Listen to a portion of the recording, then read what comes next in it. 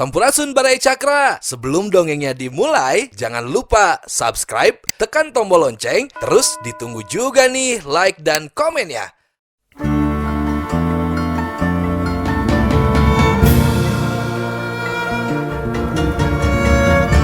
Baraya Cakra, parantos waktosna 80,5 FM Radio Cakra, midangkeun dongeng Sunda Dora-Dori.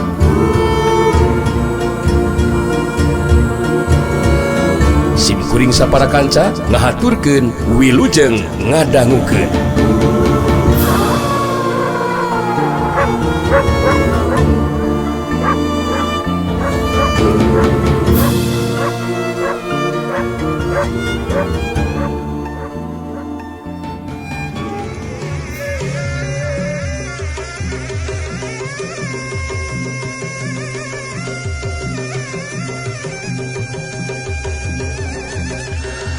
Jorela culung Ardaka maju dina rajang. Harita jeung leuwih garang panarajang na Ardaka pikeun ngimbangan lawan sandika ngagunakeun jurus bayu panglumpuh ulin karuhunan anu ngutamakeun kana kacepatan gerak pikeun nyingkahan panarajang lawan. Sedengkeun dina ngalakukeun panarajang harita ngagunakeun jurus balaga digdeug. Anu tata gerakna cukup ngabingungkeun nu jadi lawan. Senjata Trisula nu digunakeun ku Ardaka jadi leuwih cepet rek nusuk kana dada kencalawan. Moka hakmun seukeuna tang tu bakal nembus kana jantung Sandika, syut plos. Sandika ngajelat pindah tempat. Ardaka kerung kageteun.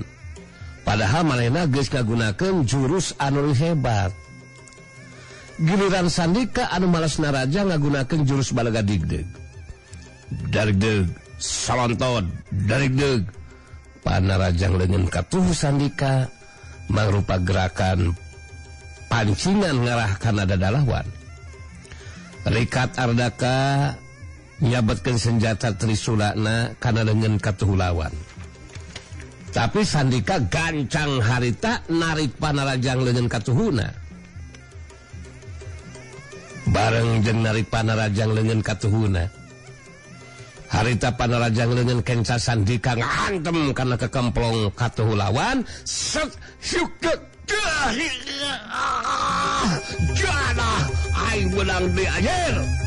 Ardaka ngagerunahan ka nyeri. Bari ngadalik deug menurut sababarengkah ka tukang. Tapi Ardaka masih kena bisa ngajaga kasaimbangan badana. Harita mancukeun di tangtunganana.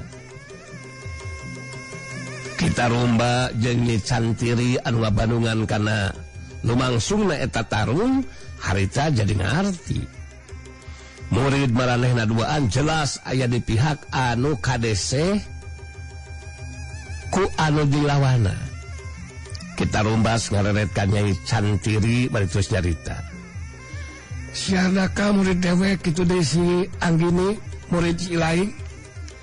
Diperhatikan ku dewek adi pihak anu kadese Cantiri. Urang teu bisa ngantep kana ieu kaayaan. Memang bener Ki. Tinggal kana kenyataan seperti kieu mah. Urang kudu maju ngabantu ka murid urang. Upaya urang ulah sepikeun kagagal Ki. Lumatak dewek ayeuna bakal ngabantu ka si Ardaka.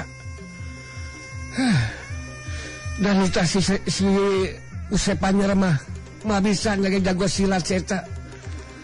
Sedangkan ilahi ngabantu si Anggini. Dewek boga kayakinan urang maju ngabantu mah bakal mampu diperenan ta si Rasante jeung si Sandika teh. Kita rumbas jeung Nyai Cantiri geus rek maju ngabantu, duanana geus rek ting cemat ngadadak jadi kaneg. Waktu aya jirim anu datang, jorelat cilung sabagedeg. Jirim anu anyar datang harita mancuh dina tangtunganana dihareupeun Ki Tarumbas jeung Nyai Cantiri. Jirim anu anyar datang teh tetela jaka sinangling geningan baraya cakra baraya vodka. Ki Kita rumbas jeung Nyai Cantiri neuteup seukeut ka cirim anu anyar datang. Kita rumbas anu leuwih teu latumanya. Saha si lain ha? Rek naon ngajanteng di harapan dewek sate? Nyai Cantiri milumairan caritaan ditujukeun ka Jaka Sinangling. Bener Andika saha? Rek hadang Andika teh saha ieu teh? Jaka Sinangling ngabagikeun panuteupna ka Kita rumbas jeung Nyai Cantiri. Dina sikapna anu tenang harita terus ngajawab. Bisi Andika duaan hayang nyaho. Ngaran kuring Jaka Sinangling. Lanceuk Narasanti. Pangna datang ka dieu kuring memang boga kewajiban pikeun ngabantu kalau jadi adik. Kita rumbas anu nyarita deui. Jaka Sinangling. Dewek Kita rumbas jeung ieu Nyai Cantiri geus asa ku pangalaman dina mangsana makalangan di dunia kajawaraan. Jadi si lain ulah coba-coba pipilhueun maka jeung pipilhueun kana ieu masalah Jaka Sinangling. Nyai Cantiri milu nyambungan kana caritana Kita rumbas. Lebih hade Andika gancang ningkah. Henteu kudu hayang ngabantu kanu lian sakarupa. Mun Andika keukeuh rek pipilun kana ieu urusan, mangka Andika sareng bosan hirup Jaka Sinangling. Sikep jeung caritaan Jaka Sinangling tetep tenang. Kuring memang kudu pipiliun kana ieu urusan Kita rumbas oge Nyai Cantiri. Saha deui anu rek kabela ngabantu kanu jadi adina lamun lain anu jadi lanceukna. Jadi Andika duaan teu kudu ngancam. Keur kuring moal rek sentar ngayunan Andika duaan. Kita rumbas jeung Nyai Cantiri silih reret sakedeung. Duanana jadi boga pamikiran anu sarua ngarahkan can bisa merena nu jadi lawan. Gimana mun geus ngabinasakeun Jaka Sinangling terus ngabantu ka muridna masing-masing. Harita duanana jadi nangtukeun sikapna pikeun maju babarengan ngahurup ka Jaka Sinangling. Kita rumbas musirkeun panuteupna ka Jaka Sinangling bari terus nyarita. Si lain memang ngangan panyakit Jaka Sinangling. Maka jeung nyarita moal rek sentar ngayunan dewek duaan. Si lain bener-bener ternyaho karena luhurna langit jeung jerona lautan benernya. Cantiri, iya mangkelu kudu sagancangna diperenan kurang duaan. Nya bener. Lebih hade urang maju babarengan. Ngarah bisa sagancangna ngabinasakeun ieu si Jaka Sinangling. Gerasa gadiri Andika Jaka Sinangling. Lawanan kurang Kita rumbas mun bener Andika wani ngalawan dua urang lawan sekaligus. Sak Jaka Sinangling dina sikapna anu tanes terus carita deui. Andika duaan geus cukup loba ngumal caritaan Kita rumbas Nyai Cantiri. Leuwih hade buktikeun caritaan Andika jadi kenyataan. Kita rumbas anu harita nyarita deui. Kurang ajar sia. Dino lega sia tarungna Jaka Sinangling.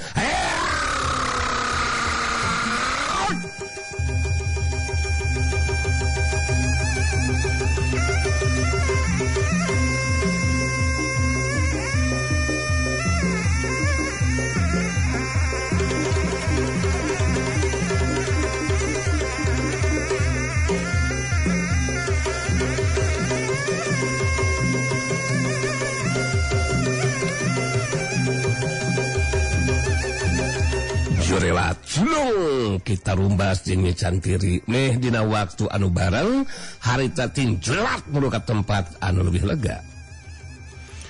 Jaka Sinangling ngajurelat nuturkeun jirim dua urang lawana. Lantaran hayang sagancangna bisa ngabinasakeun nu jadi lawan, harita meh dina waktu anu bareng Kita rumbas mesat senjata peso rajangna. Sedengkeun Nyai Cantiri mesat pedangna anu ngadaplok dina tonggongna. Kita rumbas tetap sekit ke Jaka Sinangling betus nyarita. Asok gunakan senjata si lain Jaka Sinangling. Sakedeung deui si lain bakal mali getih kabenangan ku sabetan senjata peso rajang dewek geus ya. Bener Jaka Sinangling. Gunakan senjata Andika. Ieu pedang dina leungeun kula sakedeung deui bakal nigas beuheung Andika sa Jaka Sinangling. Jaka Sinangling geus bisa ngukur. Manehna teu wani nganggap enteng kadua urang lawana. Sabab senjata peso rajang nu digunakeun ku Kita Rumbas jeung pedang anu digunakeun ku Nyai Cantiri marupa dua senjata anu ngabayakeun pikeun nu jai lawan. Jaka Sinangling ngudar iket dina sirahna. Pikeun anu sakitu kalina Jaka Sinangling ngagunakeun iketna dijadikeun senjata pikeun ngimbangan dua urang lawana. Ningali Jaka Sinangling ngagunakeun iket dijadikeun senjata. Pogo we keur Kita Rumbas jeung Nyai Cantiri mah dianggap penghinaan. Bari ngawangun pasangan harita Kita Rumbas terus nyarita ditujukeun ka Jaka Sinangling. Si lain bener-bener nganggap enteng ka dewek sia Jaka Sinangling. Kurang ajar sia. Kalaka iket enek dijadikan senjata pikeun ngimbangan senjata dua urang lawan. Kurang ajar sia.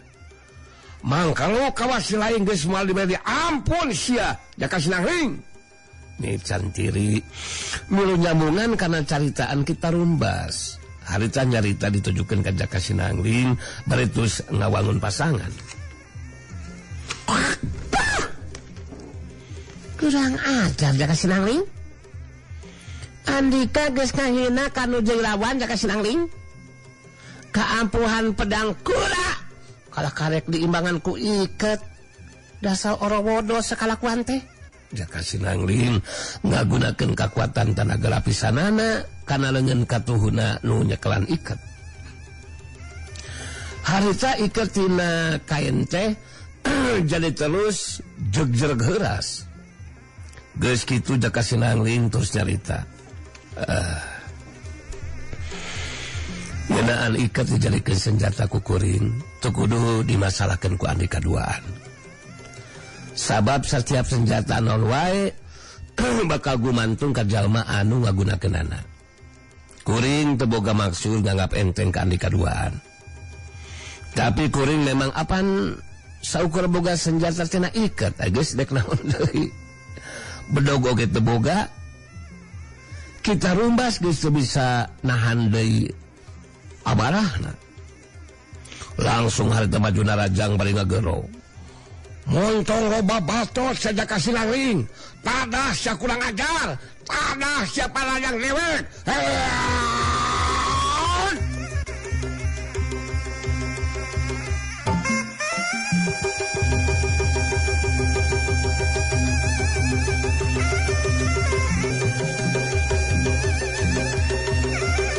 Jorela culung Kita Rumbas miheulaan majuna rajang. Dituturkeun ku jeratna jirim Nyai Cantiri anu marengan kana panarajangna Kita Rumbas. Tarung anu lumangsung jadi 3 bagian. Sedengkeun sandika anu ngagunakeun ulin karuhunan digabungkeun jeung jurus balaga digdeg, harita jadi aya di pihak anu meunang angin. Sabab lain bae bisa ngimbangan kana kacepetan jeung panarajang nu jilawan, tapi mampu sababaraha kali ngasupkeun panarajang balasan ka nu jilawan.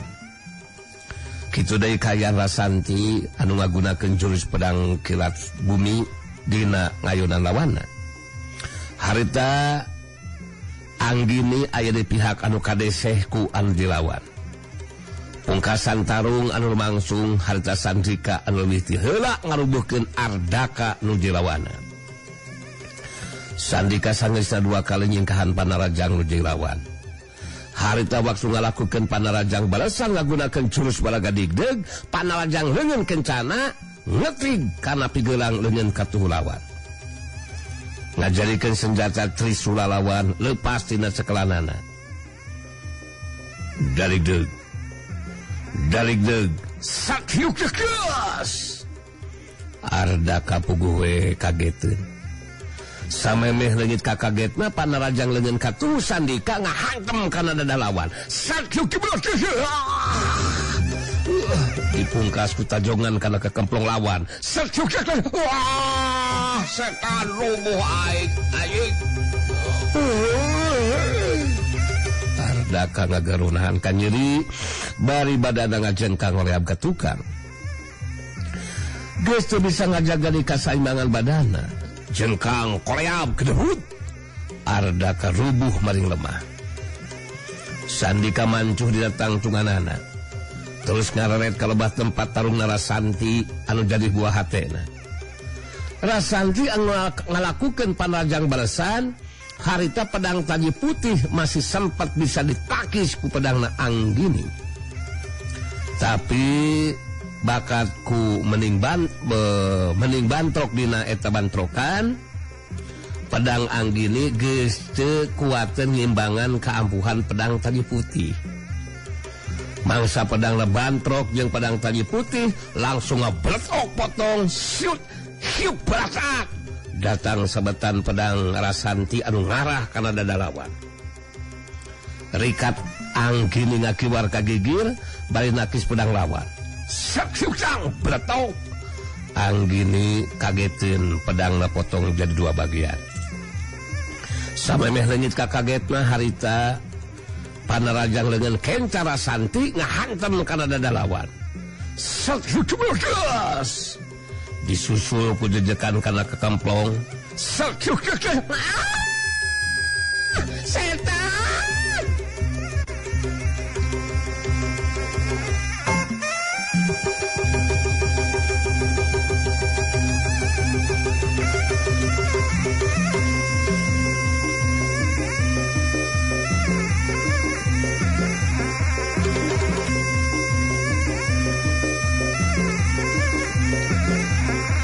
Anggini ngagero semu anu ngacerit bari ngahayung ku mundur ka tukang saterusna ngacungkal rubuh geus teu bisa ngajaga deui kasaimbangan badana hayung kung cungkal Rasanti mancuh dina tangtunganana jelas cideng sabagedeg Sandika datang geus nangtung di gireun Rasanti bari ngatoring hapalapasna sedengkeun kayaan Ardaka jeung Anggini tacan aya anu bisa ngoneal hudang masih pada ngarasakeun ka nyeri dina anggota badana Rasanti jeung Sandika pada musirkeun perhatianana kalebah tarungna Ki Tarumbas jeung Nyai Cantiri anu maju babarengan ngahurup anu jadi lawan satarina mah Rasanti jeung Sandika can sidik bener saha jalma anu keur tarungayunan Ki Tarumbas jeung Nyai Cantiri tapi sageusna rada lila merhatikeun harita Rasanti anu leuwih teu heula ngarasa kaget pacampur jeung bungah sabab anu keur ngayunan Ki Tarumbas jeung Nyai Cantiri teh tetela Jaka Sinangling anu jadi lanceukna Rasanti ngaret ka Sandika betus ngomong lalaunan jelas sidit jelas nama Kang Dika anu tarung ngalawanan Ki Tarumbas jeung Nyai Cantiri teh Kang Angling geuningan Kang nya bener anti Kang Angling geuningan Ki Tarung teh akang bener-bener kaget pacampur jeung bunga ieu teh anti nuhun sami abdi ge Kang Dika ya mudah-mudahan we Kang Angling aya di pihak anu unggulnya Kang mampu ngukulan dua lawana Rasanti jeung Sandika musirkeun perhatianana kana lumangsungna tarung Ki Tarumbas jeung Nyai Cantiri beuki panasaran sabab geus sababaraha kali di mana majuna rajang tapi Jaka Sinangling anu ngagunakeun ilmu silat layang bajra karang mampu nimbangan dua urang lawana senjata iketna mampu ngimbangan keampuhan senjata dua orang lawana harita Nyai Cantiri anu nyusut tepus ku panarajang susulan pedangna ngarah kana beuheung lawan Jaka Sinangling rekat kagiwal kagegir bari nakis pedang lawan ku senjata ikatna. Syuk kiwar hiuk tang. Jari jeug. Nyai Cantiri ngajari jeug melur ka tukang. Datang sabetan peso rajang kita rumbas anu ngarah kana dadalawan. Jaka Sinangling cingkrak kagigir bari nakis senjata peso rajang anu jadi lawan. Hiuk dikraksak hiuk tang. Jari jeug. Kita rumbas ge harita ngajari jeug melur ka tukang. Kita rumbas jeung Nyai Cantiri mah dina waktu anu bareng. Pada malancukeun di tangtunganana. Kita rumbas karet ka Nyai Cantiri bari ngomong lalaunan. Ilmu silat si Jaka Sinangling nyata teu bisa jagap enteng Cantiri. Tepikeun ka ayeuna panajang urang duaan. Tacan aya nu bisa kenakeun anggota badana. Aduh. Alah. Anu dilawan iket jadikeun senjata lagi. Tetela mampu himbangan karena keampuhan senjata nu digunakeun ku urang Cantiri.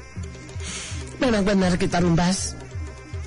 Kemampuan ilmu silat Jaka Sinangling memang luar biasa. Tarung geus lumangsung sababaraha jurus. Tapi urang cacan mampu ngasupkeun panarjang ka dilawan ki. Tapi si Jaka Sinangling sarua can bisa ngasupkeun panarjangna ka dilawan ki.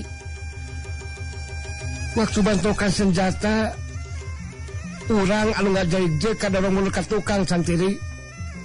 Ieu teh ngandung harti kakuatan tenaga lapisan nu digunakeun ku si Jaka Sinangling leuwih kuat Cantiri. Ya benar gitu. Anu matak urang kudu ngagunakeun kakuatan tenaga lapisan sapinuhna ki. Malah urang geus kudu asa-asa deui. Kudu pada ngagunakeun jurus pamungkas masing-masing ya maki. Caritan si lain memang bener oge Cantiri.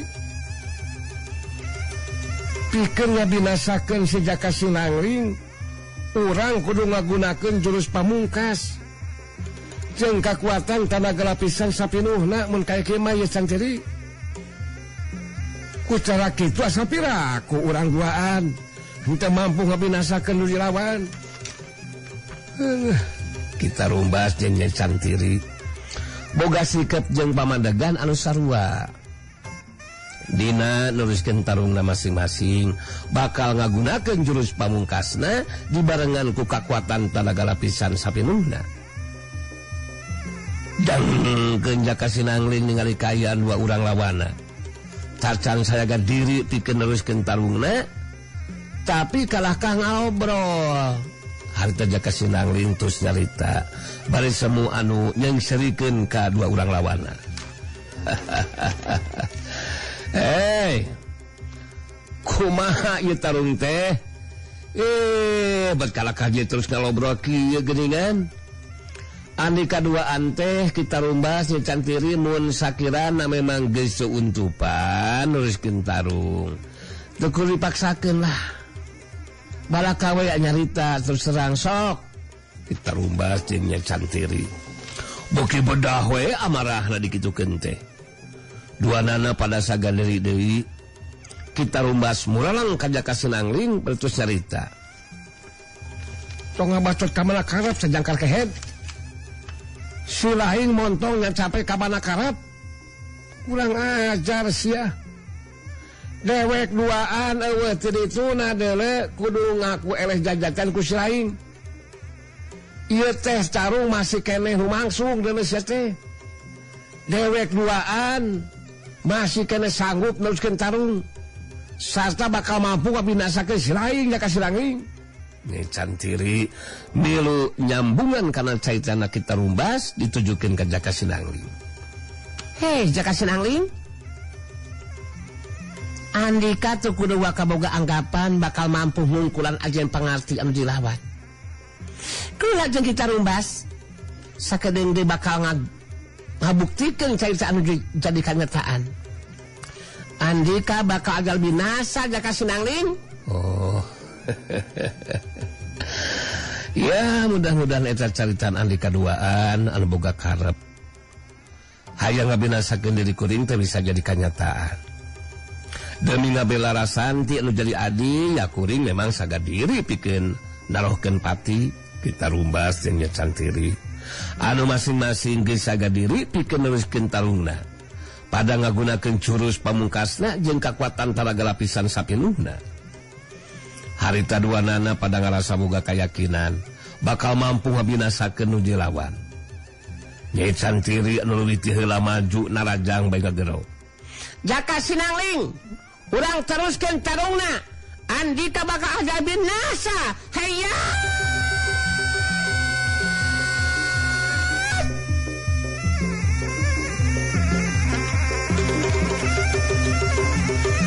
Jorewat sulung Nyai Cantiri ngajorewat maju narajang.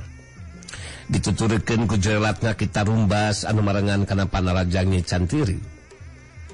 Sedengkeun Jaka Sinangling nu ditarajang harita geus ngarti kana kayaan dua urang lawana anu masing-masing maju narajang.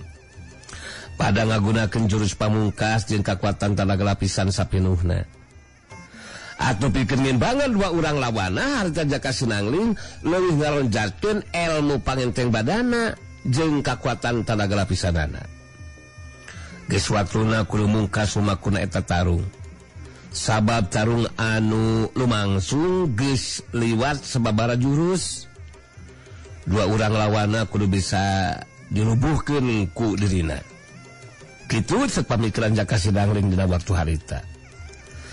Panaraja Nyai Cantiri nu leuwih heula datang kacepatan sabetan pedangna anu ngarah kana beuheung lawan mangrupa ancaman anu ngabayakeun pikeun lawan. Korokaya Jaka Sinangling memang disaga diri ti anggalna. Sabetan pedang lawan tetap bisa ditakis ku senjata ikatan Jaka Sinangling. Bantrokan senjata pedang jeung senjata ikat ngajadikeun pedang Nyai Cantiri ngabretrok potong jadi dua bagian. Nandakeun kakuatan tanaga lapisan Jaka Sinangling leuwih punjul tibatan nuju lawan. Sakiuk kiuk abucang bretok. Tingali pedangna potong mangsa bantok jeung senjata ikat lawan. Harita Nyai Cantiri jadi kageteun. Tapi samemeh leungit ka kagetna harita panarajang leungeun kenca Jaka Sinangling geus teu sampat disingkahan. Eta panarajang ngahantem kana tak-tak Nyai Cantiri anu beulah kenca. Sat hyuk geus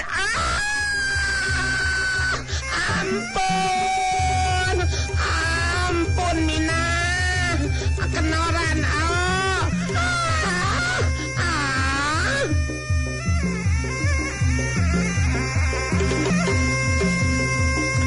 Nyai Cantiri ngagero semu anu ngajerit nahan ka nyeri bari ngajengkang oleh abga tukang geus teu bisa ngajaga di kasaimbangan badana. Jengkang koleab gebu Nyai Cantiri rubuh maring lemah. Lumangsungna kajadian teh kawilang cepet samemeh datangna panarajang Ki Tarumbas. Datang panarajang Ki Tarumbas senjata peso rajangna nyabat kana dada lawan. Jaka Sinangling ngagirirkeun badana ka gigir bari ngabendung naki senjata peso rajang lawan. Abuhyuk sakyuk tang. Ki Tarumbas ngarobah tata gerak jeung sasaran panarajangna. Senjata peso rajangna nyabat cangkeng lawan. Jaka Sinangling ngalonjatkeun kakuatan tanaga lapisanana. Marangan kana senjata iketna nu dipake naki senjata lawan. Abuhyuk bretok senjata peso rajang Ki Tarumbas potong jadi dua bagian. Ki Tarumbas kageteun tapi samemeh leungit ka kagetna harita Jaka Sinangling ngalakukeun panarajang balasan. Senjata iketna ngahantem kana dada lawan. Sakjebrogas disusul ku panarajang leungeun kenca anu ngahantem kana kekemplung lawan. Sakjebrogas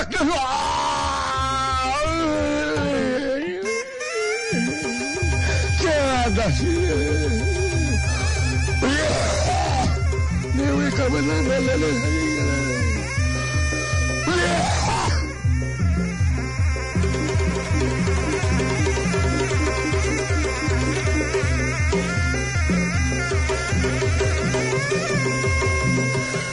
kita rumbas ngageronahan ka nyeri balik jengkang oleab ka tukang geus teu bisa ngajaga di kasaimbangan badana.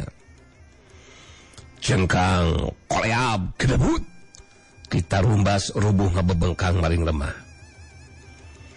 Jaka Sinangling mancuh dina tangtunganana bari merhatikeun dua urang lawana anu geus dirubuhkeun. Kita rumbas ngarahuh dina jero hatena. Manehna kudu narima kana kanyataan anu karandapan dina waktu harita. Tahapan ajen pangarti ilmu silatna Jaka Sinangling tetela leuwih punyul kabuktian mampu ngarubuhkeun dua urang lawana. Kita rumbas jeung Nyai Santiri geus teu untuk paneruskeun tarungna. Meh bareng harita kita rumbas jeung Nyai Santiri ngaroneo hudang terus sengkat nangtung. Saterusna kita rumbas ngarelet ka Ardaka jeung Anggini anu geus carengkat nangtung bari ting salangir nahan ka nyeri. Kita rumbas bari somengir nahan ka nyeri geus ngatur hapanapasna. Harita terus nyarita ditujukeun ka Jaka Sinangling.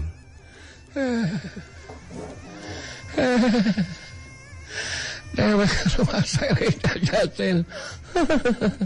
Katitih pangarti ku si laing Jaka Sinangling.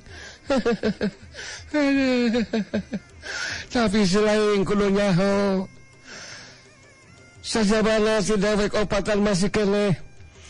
Aya jago jeung jawara sejena. Anu hayang menangkeun hadiah sayembara. Dewek opatan bisa digagalkeun. Tapi ngeskeun Jaka Sinangling anu sejen cacantang tu bisa ngagagalkeun. Geus nyarita kitu mah harita Jaka Sinangling ngajakan ilit ka Nyai Santiri jeung Ardaka katut Anggini pikeun ninggalkeun eta patempatan. Sangeusna kita rumbas jeung anu sejena arindit. Harita Rasanti jeung Sandika datang nyamperkeun ka Jaka Sinangling. Harita silih rangkul Rasanti jeung Jaka Sinangling. Kitu deui Sandika, kitu teh mah da puguh geus lila teu panggih atuh. Geus kitu mah harita jadi Jaka Sinangling ku Rasanti jeung Sandika diajakan ka pasanggarahan Darmayuda. Barang kareret ku si Banteng Wulung ningali Jaka Sinangling jeung Rasanti katus Sandika arasup ka jero pasanggarahan. Harita si Banteng Wulung terus nyarita ka Ki Buyut Debleng. Wah, urang mudung reunan ngelalatihan jurus ieu mah Ki Buyutan. Kicingali ku nganteng aya Angling nganu ngasukang jeung Rombang Sarahan ngejeng Rasantian nitu deui Sandikaan. Murang mudu banggeakeun kang datangan Anglingan nganu ngenggeus lilaan ninggalkeun milemburan Ki Buyutan. Anu bener ilaing galita teh jengoy. Salah ningali meureunnan ilaing mah cengoy. Yang aslina henteu naon teh henteu sanglah gitu. Henteu sanglah ninggalian Ki Buyutan. Mokona mah ngurang mulu pangihan ngeungla kungdung ngang banggeakeun kang datangan Ngangleng.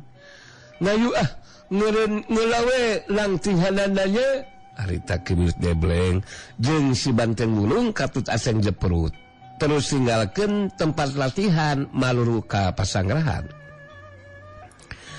Di jero pasanggarahan jadi ngariung genepan. Rasanti jeung Jaka Sinangling jadi terus nyaritakeun ngeunaan kajadian jeung pangalaman masing-masing salira papisahan. Jaka Sinangling ngarasa bagja sabab nang bule anu jadi anakna. Sanajan kakarek mangkat rumaja tapi geus bisa mimpin barisan Darmayuda.